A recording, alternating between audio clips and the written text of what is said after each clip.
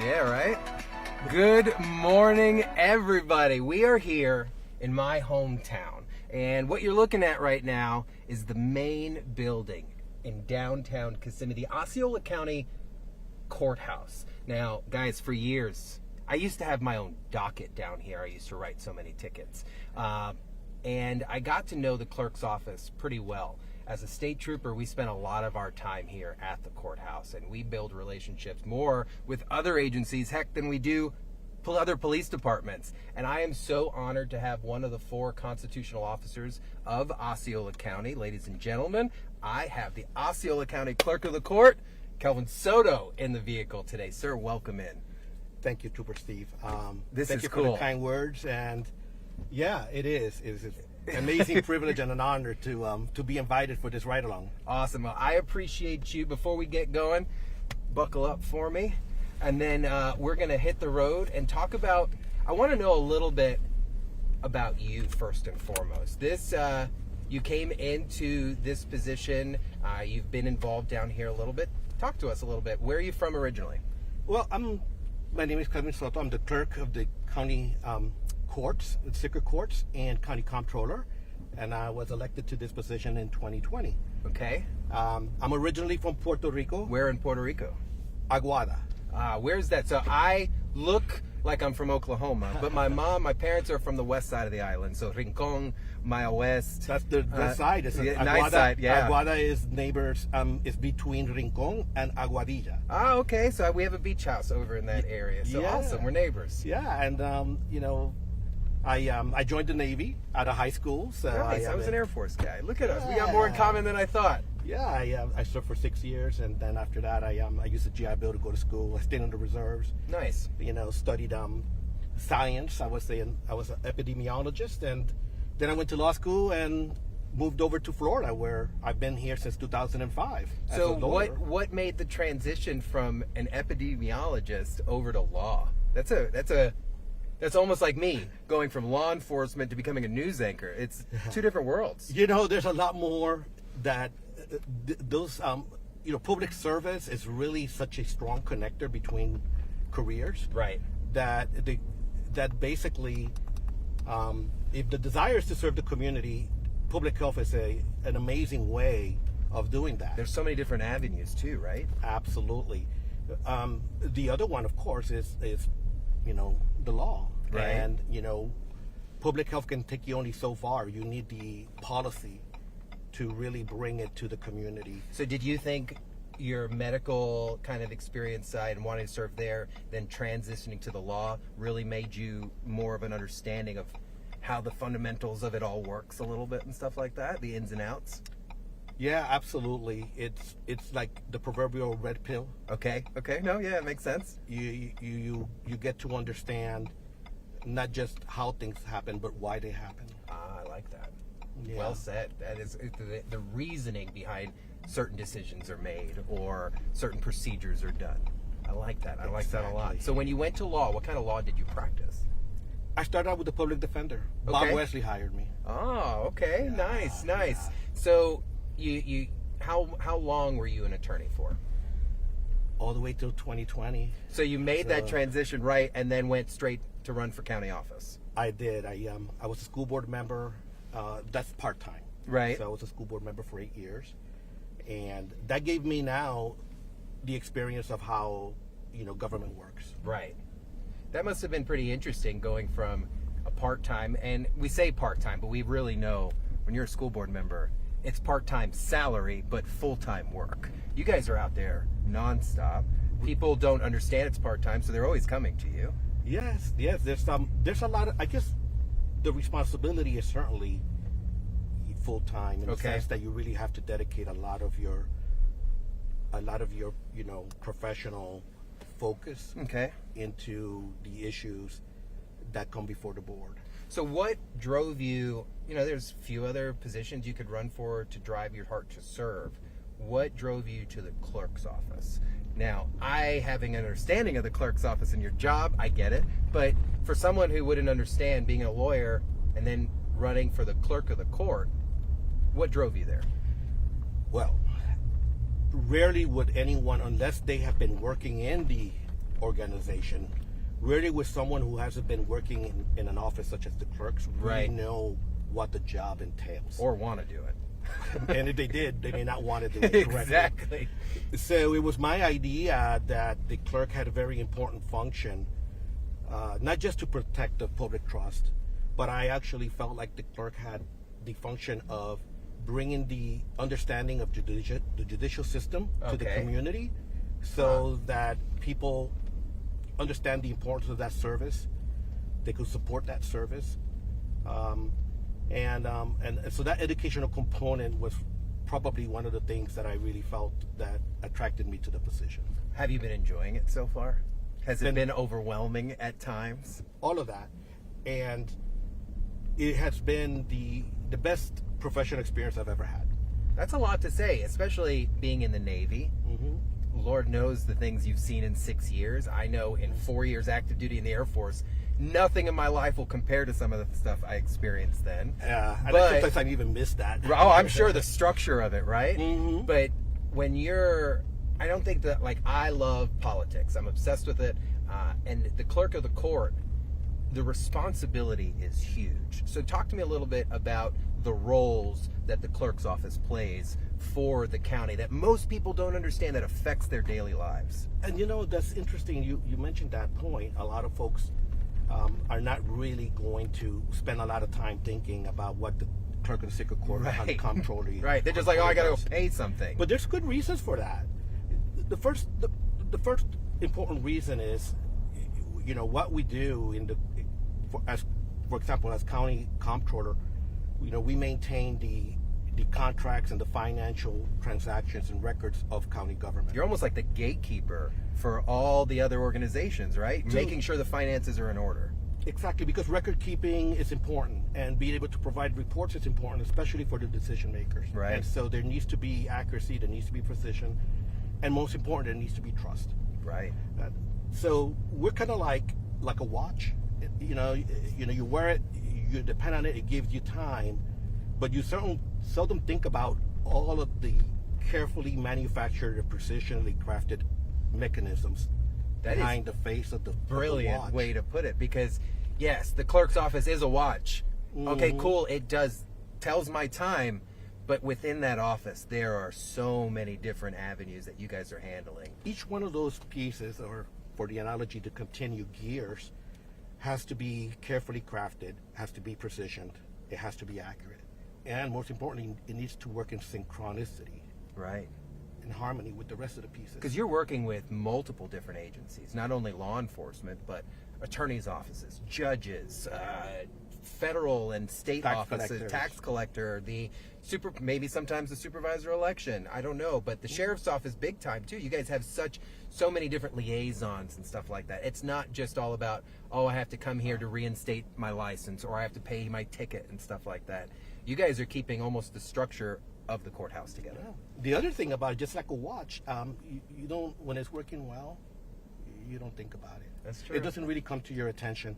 The better that we do our job, the less people will be aware that about us and what we do. But You're but that- segueing perfectly into something I was going to say. Go ahead. But I'll finish it with this and that thought. But that's important, because the reason that you sort of think about us is because of the level of trust that we've earned from the community. This is true. And you're not going to really think, to trust something is to go ahead and say, okay, I know it's there, I know what it does, and I don't have to think about it twice. No, that's And so that's like, applying that to an organization is quite interesting, but what it takes to It's maintain that and unimaginable. Trust is like a currency. You have to continue, and it's very easy to lose. And so everybody in my organization, and I'm hoping that I'm setting that example, Right. We know that we're on 24/7. I think that almost sounded like a quote out of like a piece out of a motivational book, because just how you're putting that, it's trust is a currency. It's tangible in certain sorts. And what I was going to say, how you were segueing into one of my thoughts I wanted to make sure I said today, it's like you don't hear about things. You don't ever hear about a clerk's office unless it messed up. Yeah. Like the day-to-day great things that the clerk's office does, whether it's maintaining budgets or making sure that people are getting their licenses squared away through the system, you don't hear about it unless someone's complaining. And I think that is something to be said. Since 2020, we haven't really heard much come out of the Osceola County Clerk's office in negativity, but we have started seeing some of the programs that you have implemented. And I think that's pretty cool. Talk to me a little bit about some of the stuff you've implemented since taking office, because I think some people really like, oh my gosh, I can't afford this. The system is all on me. But you guys offer some relief stuff every now and then. That's correct. And I absolutely want to talk about our Operation Greenlight. Operation Greenlight, yeah. Started yesterday and goes to the 11th. My birthday is on the 11th. So I was like, this is the program you're offering right here, right? That is it. Awesome. And I'll talk about that. But I'll briefly mention a few things. Today, I'm talking about what we're facing, as a society, maybe as a species, is a level of technology that for most is incomprehensible. Okay. And I will tell you, it really is. It's been, technology is developing at an even faster pace than it has ever before. But organizations have to be able to leverage that technology into things that they do every day for the community. So yes, we've invested a lot in training and in upgrading technical systems and technical, IT infrastructure, IT security. We have to do all of that because, again, we're the record keepers. People need to trust us. But the other things that we've done, and we'll get right now to Operation Greenlight, is initiatives to connect the community with the courthouse in a way that is not related to the law, but that enhances the thriving in the community. So one thing that I'm very proud of the staff and my team is the Nest Gallery, which is we converted the second floor of the courthouse. That's where almost all of the things. That's where people are going to come for Operation Greenlight, into a museum. And so our walls are actually decorated well, and we present student art from our local high schools, which are curated. It's selected by a committee and curated. It's almost like you're not forgetting that, yes, you are the executive of the courthouse, but you are a constitutional officer that serves the community. Yeah, that's a very important. And by the way, that's what drove me to this position. Right. Everything else is what made it amazing. You're not hired. You are an elected position. I am an elected position. I have a duty. And is that what allows you to put on operations like this? Because you have those authorities to implement stuff like this? This one in particular has been around for a while. So what is Operation Greenlight? Operation Greenlight is actually by statute. Okay. And what it allows is for, and by the way, we're not limited to just doing it once a year. Okay. But what it does is, well, now it comes into your area. Okay. One of the most important privileges that we have in this society is the ability to drive. And getting a driver's license is absolutely a validation that you as an individual, the society and government trusts you. You have the training, you have the maturity, you have the experience to operate a motor vehicle in our public roads. Yeah. That's your language right here, Trooper. Right. And so, you're right on it. And so it is an amazing privilege. And it's also a necessity, for a lot of people. It affords the flexibility to work, go to school, function independently. Function independently. And so it really impacts the quality, the standard of living for individuals. A lot of people, because of many reasons, be it folly or misfortune, right? They may lose these privileges. They may get their licenses suspended, right? And they may not be able to afford. Now they can't drive, they can't go to work, and then there's collection fees. And it just starts building and starts building. Yeah. Our collection agencies put 20%. That's what they charge on top of what they're collecting. So during Operation Greenlight, anyone whose license is suspended, they could come into the courthouse. We'll go ahead and look at their driving record and analyze their driving record completely. Find where there's places that we could waive fees, waive collection costs. Then sum up everything, all of the financial fines and court costs that they need to pay. We'll put it together. We'll make a payment plan. They don't even need to bring the balance to zero. and then we'll give them the necessary document and clearances to go to the tax collector's office and get their driver's license. Okay, so basically, they're not even fully paying this off. They're basically agreeing to take care of it through you guys, through an amazing opportunity that you guys are working out on an individual basis.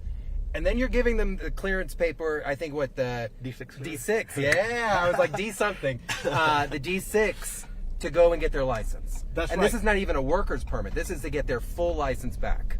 Full. Trooper Steve. That's pretty awesome, Clerk. That could be 10 years old. And you're still going to help them out Yes. during this We'll program. waive collection fees. We'll waive late fees. We'll do all of that. Clerk, I don't think some people, that's hundreds of dollars in case, We help- some situations, maybe even over thousands of dollars for Absolutely. some people. We helped 500. I think the actual number is 534. Somebody, I asked for it Right. yesterday, and my community specialist, Vianette, she gave me a nice little. But I could tell you right now how that impacted our local community. Wow. And yeah, over 585, so I guess 585 something individuals benefited. We collected over 34,000 in fees, and we reinstated 450 licenses. That's amazing. Yeah, That's that's amazing. pretty cool. Because I'm going to tell you from experience, I run into people all the time that their license gets suspended for whatever reason. We're not going to get into that today. Correct. Right. Misfortune. Folly or Misfortunes. misfortune. Right. Exactly. It just happened. By the way, we're neutral. That's one of the nicest Well, things you're about not the being- enforcement side. The You're nice the thing- administrative. One of the most beautiful things after being an attorney and being a public health scientist, all of these things that I've done in the past, where I advocate for a certain thing, and I'm proud to have been, championing public health initiatives, research, also being an advocate, in court. Right. I've done that. It's wonderful. But being the county clerk and county comptroller, it's a neutral position, which allowed me. You don't have to take a stance on anything. Well, that's controversial. You're here just to administrate. But then for this humble servant from Puerto Right, Rico, right. I never imagined I would be in a position like this. But it comports so well with what lends to my personality of being just analytical, Okay. reasoned, critical thinker. So I'm in my environment. So basically, this neutrality, this independence, really allows for not just me, but for the mentoring that I do with other staff into being the critical thinkers. And that's what we do here. Right. We don't take a side about anything. We just go ahead and we look at what the process are. We make them as good as they can, as reliable. We maintain the trust, and we serve the community, everyone, regardless of whatever, Because that's your job. because that's the job. And it's very important that it be done that way. It wouldn't work any other way. Right, because there is an expectation of integrity with our court system. And it takes an individual to maintain that. And you are that individual, you and your team, of course. Yes. And I think when you got a courthouse, you got a clerk, that it's functioning properly, it's got to feel good. And I'm sure, and I've seen it in so many different ways that, elected positions, some people have very diverse backgrounds, and then they get into a random elected position. I would almost say your path lines you up for the clerk of the court's office. Looking back, and of course, that's the only way that we could do it. It seemed very natural. Good. Nevertheless, I never really would have thought I've been in this position. And I see you at 10 events years all the ago. time, and it always looks like you're having a good time. You always look like you're in a happy place. You look like you're blessed. It looks like you're enjoying your daily. And I think that is uncommon, at least with some of our constitutional officers, because their jobs are super busy and stressful. You have a busy, stressful job, but you're enjoying it. I am. Good. Good. And I appreciate everyone's support. And Well, I appreciate you allowing me to come down to here today. My mom still lives down here. I grew up down here. Osceola's got my heart. And anytime I can get one of our big wigs, you being one of them, into Results One here on News 6, that we could talk to the community, I really, really appreciate this. I appreciate the opportunity to join you on this ride along. Allow me one plug in. Yeah, plug it away, please. It's been very popular. Okay. So we process passports. So we have a contract. That's with big, please, We have yeah. a contract with the Department of State. Okay. And when people choose our office to process their passport, Okay. let's just say we perfect that application. Interesting. We even Okay. take the picture. We do with Everything. the whole 9 Full yards. service. And I just wanted to plug in Please plug it away. That's why we're here. This is a that info. when people, please select the passport card. Talk to me the importance of the passport card, because I did not get one, and now I want to see why I should get one. It is a guaranteed form of ID. Okay. To prove citizenship. Okay. Residence. It's easy to carry. It works for any travel between Mexico, Canada, and the Caribbean. So it was really made for cruise ships. Gotcha. Yeah. But I just think that rather than carrying a passport, which is really required when you go far, but it's also good for like voting or Good secondary ID that is 100% acceptable. And you know that ID issues are always being. Yep. It's been politicized and weaponized and all that. But It's look, a good way to stop the problem right there in its tracks. Leave me alone, kind of thing. So Awesome. Well, Clerk, I appreciate you jumping in the truck today. Guys, if you need more information, head over to their social media. The Clerk has all the information right now up on his Instagram for Operation Greenlight, plus other events that are coming up throughout the year. Facebook page, of course, their website. But for now, we appreciate the Clerk of the Court here in Osceola County joining us. Sir, you have a great day.